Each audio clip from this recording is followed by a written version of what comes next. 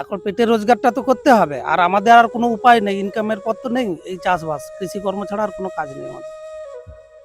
প্রকৃতি যতই বন্ধুর হোক না কেন, আমাদের তল্লাটের যে কৃষকরা রয়েছেন, যে চাষিরা রয়েছেন, তারা কিন্তু তাদের সন্তানসম ফসল গোলায় তুলতে বদ্ধপরিকর। কিন্তু দুঃখের বিষয়, এই ধানের দাম বা ধানের যে অর্থনৈতিক মূল্য, সেটা কিন্তু চাষিরা নির্ধারণ করতে পারেন না। সেই ধানের মূল্য নির্ধারণ করেন সরকার কিংবা কোনো কর্পোরেট সংস্থা। আজকে মে মাসের 1 তারিখ অর্থাৎ 1 মে দাঁড়িয়ে এই প্রতিবেদন করছি আমাদের এলাকার, সেই সঙ্গে সঙ্গে কৃষক যে সম্প্রদায়ের, চাষি সম্প্রদায়ের মানুষের দুঃখ বেদনার কথা আপনাদের সঙ্গে শেয়ার করার জন্য। আমি ডক্টর মৃন্ময় মণ্ডল। আজকের প্রতিবেদন মে মাসের 1 তারিখ অর্থাৎ মে দিবসের একটি প্রাসঙ্গিকতাকে উল্লেখ করে। বৃষ্টির জলে ডুবে গেছে সোনার ফসল সব, মাঠের বুকে নীরবতা ভাঙে শুধু রব। জলের নিচে হারিয়ে গেল চাষির সব আশা, ন্যায্য দাম পায় না কখনো, এ কেমন নিরাশা। ঘামের দামে ফলানো ধান থাকে না তার দাম। আর এই যে প্রকৃতির যে খামখেয়ালিপনা, এই খামখেয়ালিপনার জন্য আপনাদের চাষের কোনো অসুবিধা হচ্ছে? হ্যাঁ, প্রচুর অসুবিধা হচ্ছে। কি কি অসুবিধা হচ্ছে একটু বলুন। ওই বর্ষার জন্য ধান মানে জলের তলায় গেছে, না হচ্ছে মেশিনে কাটা, না হচ্ছে চাষিরা হাতে ধান কাটতে এই পারছে বছর কি মানে প্রত্যেক বছর কি এরকম হয়? না। প্রত্যেক বছর প্রায় হয়, তবে এই বছরটা বেশি।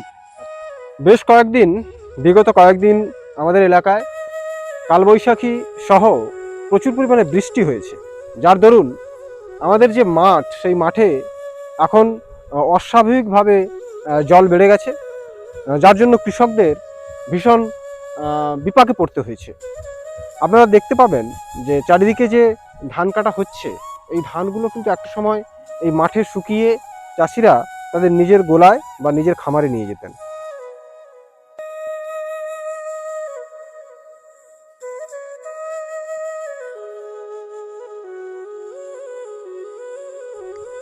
তাহলে বৃষ্টিতে কি আপনাদের ধানের কোনো ক্ষতি হয়েছে? এই যে গজা হয়েছে, দেখো তো গজা হয়েছে। ধান পাকছে না, পাকতে যদি আবার যদি বৃষ্টি হইলো কি করবে? দেখুন আপনারা যে কৃষকেরা যারা এত কষ্টের মধ্যেও ধানের বা ধানকে গোলায় নিয়ে যাবেন, কিন্তু তাদের মনের মধ্যে কিন্তু হাসি আছে। এত প্রাকৃতিক দুর্যোগের মধ্যেও তারা কিন্তু এই যে ফসল, তাদের সন্তান সম ফসল, সেই ফসলকে গোলায় নিয়ে যাওয়ার জন্য এত কায়িক পরিশ্রম করার পরেও তারা কিন্তু হাসি মুখে বলছেন যে ধান যদি নষ্ট হয়ে যায় তবু আমাদের কিছু করার নেই, কিন্তু আমরা প্রতি বছর ধান চাষ করতেই থাকবো। জলের নিচে হারিয়ে গেল চাষির সব আশা, ন্যায্য দাম পায় না কখনো, এ কেমন নিরাশা। ঘামের দামে ফলানো ধান থাকে না তার দাম। এই পৃথিবী কেন বোঝে না কৃষকেরই নাম। আপনারা দেখতে পাবেন যে চারিদিকে যে ধান কাটা হচ্ছে, এই ধানগুলো কিন্তু একটা সময় এই মাঠে শুকিয়ে চাষিরা তাদের নিজের গোলায় বা নিজের খামারে নিয়ে যেতেন।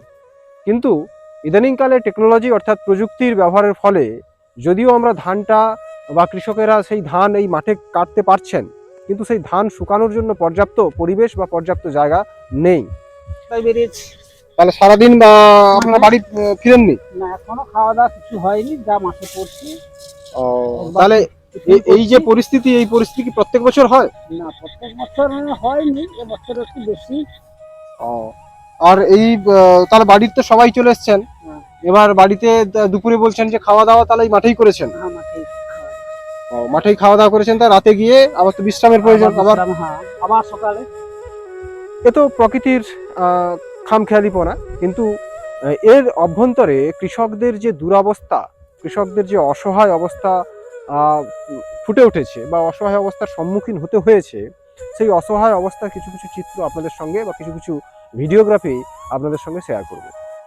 তাহলে আপনি এই বিকেলবেলা কোথায় যাবেন? মাঠে যাব। মাঠে এখন এখন তো মাঠ থেকে ফেরার সময়। মাঠে এখন অনেক বহুত ধান পড়ে আছে, সে ধান এখন না ঢাকা দিলে রাত্রে বর্ষা হতে পারে, সব ধান ভিজে যেতে পারে। তাহলে বিগত 2-3 দিনের যে বৃষ্টিতে আপনার ধান কি নষ্ট হয়েছে? ধান আমার বহুত নষ্ট, প্রচুর নষ্ট হয়ে গেছে। আর ধান কিসে কেটেছেন? ধান কিছুটা হাতে কেটেছি, কিছুটা মেশিনে কেটেছি। মেশিনের কাটাগুলো ধান সব মাঠে পড়ে আছে। আর ওই ধানগুলো তাহলে শুকনো করে তারপরে বাড়ি নিয়ে যাবেন? শুকনো করবো কোথায়, সারা মাঠ তো জল হয়ে গেছে, সেগুলো আপাতত কোনো রকম উঁচুতে রেখে ঢাকনা দিয়ে বর্ষাটা কমলে ধানগুলো সব তুলে আনবো। তাহলে রাতে খাবার দাওয়ার কি বাড়িতে কেউ আছেন, না আবার এই চাষের কাজ করে গিয়ে আবার বাড়িতে রান্না বান্না হবে? চাষের কাজ বলতে আমরা দুজন, ধান সব ঢাকা দিয়ে বাড়িতে গিয়ে আবার তাহলে রান্না আপনি বান্না এবং করে আপনার খাবো। স্ত্রী মাঠে চলে এসেছেন, হ্যাঁ, এবার কখন ফিরবেন কোনো ঠিক নেই? না যতক্ষণ না ধান ঢাকা দিতে পারছি, বর্ষা এসে গেলে সব ধান ভিজে যাবে, তাই সব ঢাকা দিয়ে তখন গিয়ে রান্না বান্না এই করে ধরনের খাবো। পরিস্থিতি কি প্রত্যেক বছর আপনারা ফেস করেন? এখন গত 3 বছর এরকমই হচ্ছে। আচ্ছা, তাহলে এই 3 বছর যে প্রাকৃতিক দুর্যোগের জন্য আপনাদের ধান নষ্ট হচ্ছে, এই ধানের মূল্য কি আপনারা সঠিক পান? না, আমরা পাই না, ধানের মূল্য নির্ধারণ কে করে? দোকানদার? দোকানদারই করে আর আপনারা সেই মতোই ধান বিক্রি করেন? ধান বিক্রি করে। তাহলে ওই ধান বিক্রির টাকায় আপনারা যে চাষ করেছেন সেই টাকা কি ওঠে? না, উঠে না, তার চেয়ে বরং আমাদের লসই হয়। তাহলে তাহলে কেন ধান চাষ করছেন? এখন পেটের রোজগারটা তো করতে হবে, আর আমাদের আর কোনো উপায় নেই, ইনকামের পথ তো নেই, এই চাষবাস কৃষিকর্ম ছাড়া আর কোনো কাজ নেই আমাদের। মাঠ থেকে ফসল তুলে নিয়ে যাওয়ার জন্যে কৃষকদের কীরকম কায়িক পরিশ্রম করতে হয়, এবং কৃষকরা পরিশ্রম করবেন এটা স্বাভাবিকই, তাদের এটা সহজাত ব্যাপার। কিন্তু যখনই প্রকৃতি তাদের বিপক্ষে দাঁড়ায়, তাদের বিরুদ্ধে দাঁড়ায়, তখন তাদের সেই অসহায় অবস্থাটা দ্বিগুণ থেকে ত্রিগুণ, তিনগুণ বা চতুর্গুণ হয়ে যায়। বৃষ্টির জলে ডুবে গেছে সোনার ফসল সব, মাঠের বুকে নীরবতা ভাঙে শুধু রব, জলের নিচে হারিয়ে গেল চাষির সব আশা, ন্যায্য দাম পায় না কখনো, এ কেমন নিরাশা, ঘামের দামে ফলানো ধান থাকে না তার দাম। আপনাদের ছোটবেলায় থেকে এখন যে সময়, এখন সময় কি বেশি বৃষ্টিপাতের জন্য চাষবাস নষ্ট হচ্ছে? বেশি আগে আগে এত ক্ষয়ক্ষতি হতো না, কিন্তু এখনকার ক্ষয়ক্ষতিটা প্রচুর হচ্ছে। আচ্ছা আচ্ছা, এর জন্য পরিবেশ কি কোনো দায়ী? পরিবেশ কোনোভাবে দায়ী? হ্যাঁ, পরিবেশ দূষণ হচ্ছে তার হ্যাঁ জন্য? হ্যাঁ, তা পরিবেশ তো দূষণ হচ্ছে, যার ফলে সময়ের বৃষ্টি অসময়ে হচ্ছে, মানে সময় হচ্ছে না, অসময় হচ্ছে বৃষ্টি, ওই পরিবেশ দূষণের তাহলে জন্য। আপনার এই যে পাশের যে জমি, এই ধান কিভাবে কাটবেন? এইভাবে এই যে এটা- পাশের যে ধান জমি এটা ভাবছি কেটে আঁটি করে তাড়ি করে মেশিনে ঝাড়তে হবে। আর বাড়ির সবাইকে লাগতে হবে। হ্যাঁ, এখন প্রত্যেক তো মানে পাশাপাশি মজুরিও পাবেন না? না না না, মজুরি পাবো না, ওই ঘরে যে দুজন একজন এইভাবে খাওয়া দাওয়া কি হলো দেখার দরকার নেই, ওই চাষের মাঠেই পড়ে থাকতে হবে। আচ্ছা, আর এই ধানের দাম কি আপনারা সঠিকভাবে পাবেন? না, পাচ্ছি না তো। আর এই ধানের দাম দিয়ে কি চাষের যে খরচ সেটা মেটানো যাচ্ছে? না, তাতে বরং লোকসান হচ্ছে। দেখতে পাবেন এই সময় সাধারণত গ্রীষ্মকালে আমরা যে খয়রাটি ধানগুলো কেটে গোলাতে নিয়ে যেতাম, কৃষকেরা নিয়ে যেত, সেটা সাধারণ নিয়মে কি হতো না, আমাদের এই মাঠেই শুকনো হতো, মাঠ থেকেই ধান সরাসরি গোলায় চলে যেত। কিন্তু বেশ কয়েকদিন বৃষ্টিপাতের ফলে সেই সুযোগ কৃষকরা পাচ্ছে না, বা সেই সুযোগ থেকে বঞ্চিত হয়েছে, যার জন্য দিন থেকে শুরু করে রাত পর্যন্ত তাদের কায়িক পরিশ্রম করতে হচ্ছে এই সোনালী ফসলকে শুকনো করে খামারে বা গোলায় নিয়ে যেতে।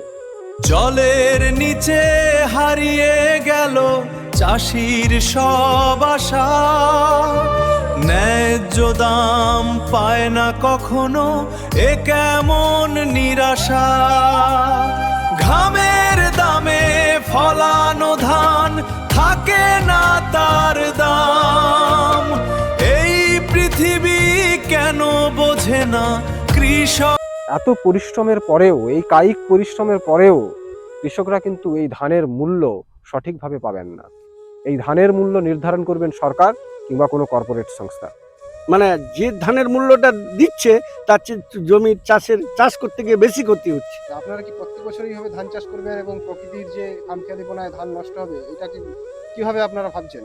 এটাকে ভাবছি কিছু করার নেই, প্রত্যেকে চাষ করছি, কারণ আমাদের পেটের তো দিতে হবে, মানে অন্যটা তো আমাদেরকে জোগাড় করতে হবে, তাহলে এছাড়া উপায় নেই, ক্ষতি হোক যাই হোক, লাভ দরকার নেই, আবার তো চাষ করে খেতে হবে। অতএব তাদের অসহায় অবস্থার কথাটা একবার ভেবে দেখবেন। আজকে মে মাসের 1 তারিখ, অর্থাৎ মে দিবসে দাঁড়িয়ে কৃষকদের এই দুরবস্থার কথা আপনাদের সঙ্গে শেয়ার করলাম। আপনাদের ভালো লাগলে লাগতে পারে, নাও লাগতে পারে। ধন্যবাদ, ভালো থাকবেন।